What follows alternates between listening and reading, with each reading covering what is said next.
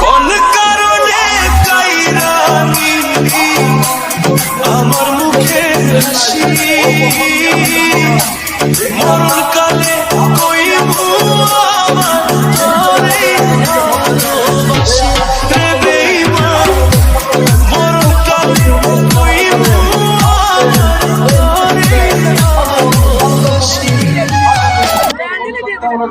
আমার ভালোবাসি